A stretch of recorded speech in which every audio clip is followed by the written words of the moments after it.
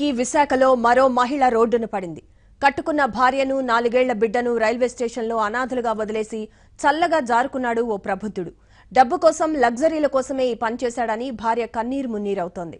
ఆదుకుంటారని భావించి కొండంత ఆశతో భర్త ఇంటికి వెళ్తే అక్కడ కూడా ఆమెకు నిరాశ ఎదురైంది.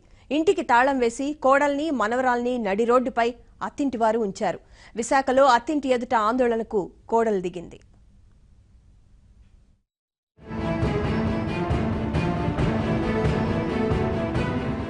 విశాఖలో మరో దారుణం చోటు చేసుకుంది. మెట్టినింటికి తీసుకెళ్తానన్న భర్త మధ్యలోనే వదిలేశాడు. ఇప్పుడే వస్తానని చెప్పి భార్యా పిల్లల్ని నడి రోడ్డుపై నిలబెట్టి ఉడాయించాడు. ఎంతసేపటికి రాని భర్త కోసం ఫోన్ చేసిన భార్యకు ఊహించని రీతిలో అతను షాక్ ఇచ్చాడు. నాకు నీకు సంబంధమే లేదని ఫోన్ కట్ చేసి స్విచ్ ఆఫ్ చేశాడు. దిక్కుతోచని స్థితిలో భార్య తన 4 ఏళ్ల ఆడబిడ్డతో భర్త ఇంటి ముంగిటే నిరసనకు దిగింది.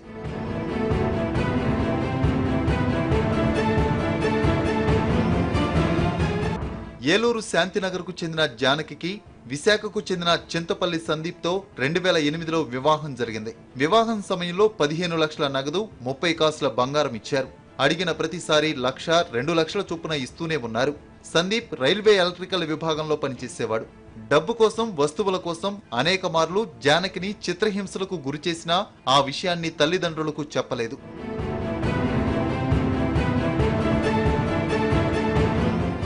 కాగా విధుల్లో అలసత్వం కారణంగా 7 ఏళ్ల కిందట సందీప్ సస్పెన్షన్ కు గురయ్యాడు. అప్పటినుంచి అత్తారింట్లోనే ఉన్నాడు.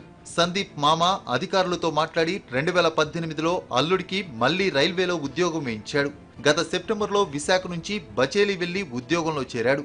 అప్పటినుంచి భార్యా పిల్లల్ని చూడటానికి సందీప్ ఒక్కసారి కూడా అత్తారింటికి వెళ్లలేదు.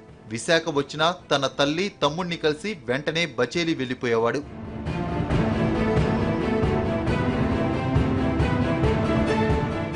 తన భర్త విశాఖ వస్తున్నా తనను కలవడం లేదని తెలుసుకున్న భార్య జానకి సందీప్ కోసం బచేలి వెళ్ళింది. అక్కడ భార్యతో మంచి మాటలు మాట్లాడి విశాఖ తీసుకువచ్చాడు. శనివారం ఉదయం 5:30 గంటలకు రైలు దిగారు. స్టేషన్లో మంచి మాటలు మాట్లాడి రైల్వే స్టేషన్లోనే వారిని వదిలేసి వెనక్కి వెళ్లిపోయాడు. టాయిలెట్కి వెళ్ళొస్తానని చెప్పి పోయిన భర్త గంటైనా తిరిగి రాకపోవడంతో ఆ ఇల్లాలు ఆందోళన చెందింది. భర్త సందీప్కు ఫోన్ చేసింది. అయితే అతను నీకు నాకు ఏ సంబంధం లేదని చెప్పి ఫోన్ స్విచ్ ఆఫ్ చేశాడు. నిర్ఘాంతపోయిన జానకి 4 ఏళ్ల బిడ్డతో బీచ్ రోడ్లో ఉన్న అత్తారింటికి వెళ్ళింది. అక్కడ కూడా ఆమెకు నిరాశే ఎదురైంది. కోడలు, మనవరాలు ఇంట్లోకి రాకుండా అత్త లక్ష్మి ఇంటికి తాళం వేస్తుంది. అత్తారింటి వారు ఇంట్లోకి రానివ్వకపోవడంతో కోడలు జానకి తన 4 ఏళ్ల బిడ్డతో భర్త ఇంటి ముంగట నిరసనకు దిగింది. తనకు తన బిడ్డకు న్యాయం చేయాలని దీనంగా వేడుకుంటుంది. మా ఆయన గారి పేరు సందీప్. బచేలి నుంచి మేము వచ్చాం. బచేలి వెళ్తే అక్కడ ఆయన అన్నారు, నేను మీరు ఏమని చెప్పుకోవాలి, ఇలా చెప్పపెట్టకుండా వచ్చేసారు ఎందుకు అని మా నాన్నగారి మీద నా మీద కోపపడ్డారండి. ఆయన అక్కడ ఎంప్లాయీ బచేలీలో సెప్టెంబర్లో జాయిన్ అయ్యారు. సెప్టెంబర్ 20న ఇక్కడ వైజాగ్ నుంచి వెళ్ళారు. జాబ్ చేస్తున్నారు. జాబ్ నాన్నగారే మళ్ళీ ట్రై చేసి ఇప్పించారండి. అయితే అలా అని మళ్ళీ తత్కాలకి అప్పటికప్పుడు 3:30కి బుక్ చేసేసారు రివర్స్ ట్రైన్. ఆయనే బుక్ చేసేసారు. వచ్చామండి. మార్నింగ్ ట్రైన్ దిగాము. దిగినాక మా నాన్న ఆయనేమో నేను వేరే వాళ్ళకి తాళం ఇవ్వాలి, మీరు అవుట్ గేట్ దగ్గర ఉండండి దిగి అని చెప్పారు. మా నాన్నగారు నేను పాప వచ్చి అక్కడ అరగంట సేపు కూర్చున్నామండి. అంటే ఆయన వస్తారు కదా అని కూర్చున్నాక నాన్నగారు ఫోన్ చేశారు, బాబు ఇలాగా అరగంట అయింది కదా వస్తున్నారా అని చెప్పి, మీతో పాటు మీ కూతుర్ని తీసుకెళ్ళండి, నాకు టైం పడుతుంది, నాకు సంబంధం లేదు అని అన్నారు. డబ్బు కోసం ఎన్నోసార్లు చిత్రహింసలు పెట్టినా భరించానని జానకి వాపోయింది. కానీ ఇంత దుర్మార్గంగా, మానవత్వం లేకుండా ప్రవర్తిస్తాడని అనుకోలేదని ఆమె ఆవేదన చెందింది. అభం శుభం తెలియని పసిబిడ్డపై కూడా మానవత్వం చూపించలేదని కన్నీరు మున్నీరుగా విలపించింది. నాన్నగారేమో మీ అత్తగారిల్లు ఉంది కదా, అత్తగారింటికి వెళ్ళమ్మా, మరి ఆయన ఎప్పుడొచ్చినా ఇక్కడే ఉంటున్నారండి. ఉద్యోగం జాయిన్ అయినప్పటి నుంచి నా దగ్గరికి ఒకసారి వచ్చారు. అది వచ్చి గొడవ పెట్టుకుని వెళ్ళిపోయారండి. పాపకి ఏం తీసుకురాకుండా నాకు సంబంధం లేదు, మీరు ఏం పీక్కుంటారో ఏం చేసుకుంటారో చేసుకోండి, అన్నిటికి తెగించేసి ఉన్నాను. ఉద్యోగానికి అక్కడ బచేలి వెళ్ళినప్పుడు అన్నారండి, మీరు ఎందుకు వచ్చారని. నేను డిక్లరేషన్ అయి పెట్టలేదు కదండి, పాపని యూకేజీ జాయిన్ చేసుకుందాం, మిమ్మల్ని అస్తమాను నాన్న అని అడుగుతుంది, ఎల్కేజీ అయిపోయింది, ఆ ప్రొసీజర్ ఉంటుంది కదా, అని ఆ ఏం పేపర్స్ తీసుకురావాలి ఏంటో నేను పంపించడం, ఇక్కడ వైజాగ్లో ఉన్నారండి, వదిలేసి వెళ్ళారు. వచ్చినప్పుడల్లా ఇక్కడ అమ్మాళ్ళ ఇంటికి వస్తున్నారు. అత్తగారి ఇంటికి నేను ఉదయం వచ్చానండి.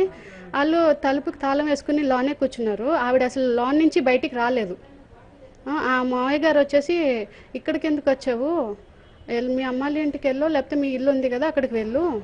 రైల్వే స్టేషన్ వదిలి వెళ్లిన భర్త ఇంటిలోకి అనుమతించని అత్తమామలపై బాధితురాలు జానకి పోలీస్ స్టేషన్లో ఫిర్యాదు చేసింది. పోలీసులు కేసు నమోదు చేసి దర్యాప్తు చేస్తున్నారు. మరింత సమాచారాన్ని మా ప్రతినిధి నాయుడు విశాఖ నుంచి అందిస్తారు. Naidu, what you? తన అత్తవారింటి లోపలికి అనుమతించినటువంటి జానకి ఇంటి ఎదుటే ఆందోళన చేపట్టింది. అయితే భర్త కూడా పూర్తిస్థాయిలో పట్టించుకోకపోవడంతో తన నిరసనకు దిగింది. అయితే ఇప్పుడు ఫిర్యాదు చేసింది. ఆమెను అడుగుదామా, అంటే మీరు అత్త ఇంటి ముందు కూర్చోవడానికి ప్రధాన కారణం ఏంటి? ఆయన మమ్మల్ని రైల్వే స్టేషన్లో వదిలేసి వెళ్ళిపోయారండి.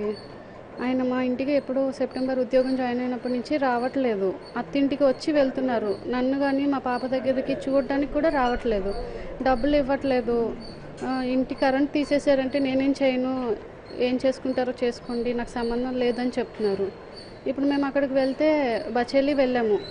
అక్కడికి వెళ్తే అక్కడికి వెళ్ళినాక ఆయన అంటున్నారు, మిమ్మల్ని నేనేమని చెప్పుకొని ఇక్కడ చెప్పపెట్టకుండా వచ్చేసారు ఎందుకు అని. మాకు అదే ట్రైన్కి రిజర్వేషన్ తత్కాలు తీసుకొచ్చి వైజాగ్లో వదిలేసి వెళ్ళిపోయారండి. నేను ఎవరికో తాళం ఇచ్చేసి వస్తాను, అవుట్ గేట్ దగ్గర వెయిట్ చేయండి అన్నారు. మేము ½ అన్ అవర్ అబౌవ్ వెయిట్ చేసే ఉన్నాము. ఆయన ఇలా చేస్తారు, ఫ్రాడ్గా ఆలోచిస్తారని మేము అనుకోలేదు. మీ ఆయన గారికి ఉద్యోగం పోయినప్పుడు కూడా మీరు దాదాపు మీ భర్త ఉన్నారు, మీ పేరెంట్స్ దగ్గర ఉండి దాదాపు చాలా 6 ఏళ్ళు 7 ఏళ్ళ పాటు చూసారు. బట్ అన్నాళ్ళు లేని ఇప్పుడు కేవలం అంటే ఇప్పుడు ఉద్యోగం వచ్చిన తర్వాతే మళ్ళీ ప్రవర్తనలో మార్పు వచ్చిందని మనం అనుకోవచ్చా? లేకపోతే ఉద్యోగం వల్ల ప్రవర్తన మారుండొచ్చు. కేవలం మా అత్తగారే ఇది అంతా చేపిస్తున్నారండి. అత్తగారితో మాట్లాడితే నాకు ఈ హెరాస్మెంట్. ఇప్పుడు కొత్తగా మళ్ళీ వీళ్ళ మేనమా రమేష్ గారు అంట, మా మావయ్య ఉన్నారు నాకు తోడు, ఆయన లోక్సభ పైన ఎమ్మెల్యేలు ఎంపీలు వాళ్ళందరూ బోండా ఉమా వీళ్ళందరూ నాకు తెలిసిన వాళ్ళు ఉన్నారు, మీ అన్నయ్య పెళ్ళిళ్ళు ఎలా జరుగుతాయి, నువ్వెలా బతుకుతావు, నేను ఇక్కడికిక్కడ రిజైన్ చేసేస్తాను, నీకు ఉద్యోగం ఎలా వస్తుంది అని ఇలా నన్ను మానసికంగా బాధ పెట్టడం, కొట్టడం కూడా చేస్తున్నారు. ఆయన అంతకుముందు హెరాస్మెంట్ అలాగే కొట్టడం, జుట్టు విడిచి కొట్టేసి.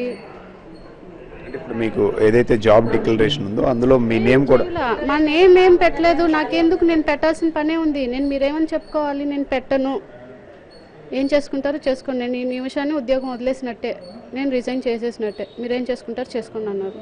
ఉదయాన్ని మిమ్మల్ని రైల్వే స్టేషన్లో విడిచిపెట్టిన తర్వాత ఇంతవరకు మళ్ళీ ఫోన్లో మాట్లాడడం కానీ, ఇప్పుడు వాళ్ళ అమ్మగారు వాళ్ళ ఇంటికి మీరు వెళ్ళారు, సో వెళ్ళినప్పుడు వాళ్ళు మీతో మాట్లాడే ప్రయత్నం కానీ ఏమి? అసలు ఆవిడ రూమ్లో నుంచే రాలేదండి. కనీసం మనవరాలను చూసి అమ్మ ఎలా ఉన్నావు, ఇంటికి ఇంటికి వచ్చాము, తలుపు తీసి లోనికి రమ్మని చెప్పాలి కదండి. ఇంకా నువ్వు ఇక్కడికి వచ్చి ఎందుకు వచ్చావు, నువ్వు నీ ఇల్లు ఉంది కదా, మీ అమ్మ ఇల్లు ఉంది కదా, వెళ్ళిపో అని చెప్పేసి అంటున్నారు. మాకేం పని ఇక్కడ చూడడానికి, ఇక్కడికి వచ్చి నువ్వు గొడవలు చేస్తున్నావు, నేను తలుపు తీను అని చెప్పేసి ఆయన మా మామగారు తలం తీయలేదు. ఇప్పుడు మీ భర్త నుండి కానీ మీ అత్తవారింటి నుంచి మీరు ఏం కావాలని ప్రధానంగా కోరుతున్నారు? ఏం కావాలి అని వాళ్ళు ఏం ఆశిస్తున్నారో అది మాకు చెప్పాలి కదండి. ఏం కావాలంటే ఆయన న్యాయం జరగాలి. ఆయన ఎందుకు అలా వదిలేసి వెళ్ళిపోయారు నాకు రీజన్ చెప్పాలి కదా. నేను ఎప్పుడు మా భర్త కావాలి అని నేను ఉన్నాను, ఆయన దగ్గరికి వెళ్ళాము. అక్కడికి వెళ్తే నేను ఏం చెప్పుకున్నాను, అక్కడ నన్ను తిట్టారు, మా నాన్నగారిని తిట్టారు. ఇప్పుడు మీరు గతంలో ఇబ్బందులు, మీ భర్త ఇబ్బందుల్లో ఉన్నప్పుడు కానీ వాళ్ళ ఫ్యామిలీ ఇబ్బందులు మీరు చాలా వరకు చూసారు అనేది? మేమే చూసాము. వాళ్ళ అమ్మగారు కానీ ఏనాడు మా ఇంటికి వచ్చింది లేదు. పాప పుట్టినాక, పాప పుడుతుంది అంటే అప్పటికప్పుడు రిజర్వేషన్ చేసుకుని వైజాగ్ వెళ్ళిపోయారండి.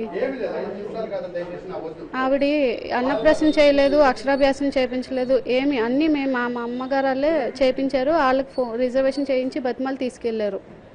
మీరు కోరేది ఏంటంటే భర్త మిమ్మల్ని ఎందుకు చూడలేదు, రీజన్ అనేది ఖచ్చితంగా చెప్పండి. కంపల్సరీగా అది అందరికీ తెలియాలి. ఎందుకు ఇంత డ్రామా వేశారు. పాపతో ఫోన్ కూడా మాట్లాడట్లేదు అంతే.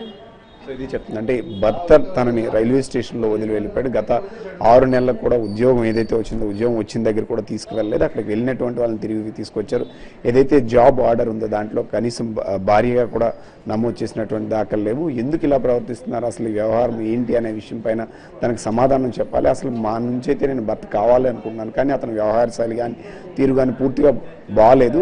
దానిపైన వాళ్ళు సమాధానం చెప్పాలి. అసలు వాళ్ళు ఏం కోరుకుంటున్నారు అనేది తనకు చెప్పాలని చెప్పి అందుకే పోలీస్ స్టేషన్లో ఫిర్యాదు చేస్తానని చెప్పి జానకి చెప్తున్న పరిస్థితి కనిపిస్తుంది. వీడియో జర్నలిస్ట్ నాయుడుతో నాయుడు, విశాఖపట్నం.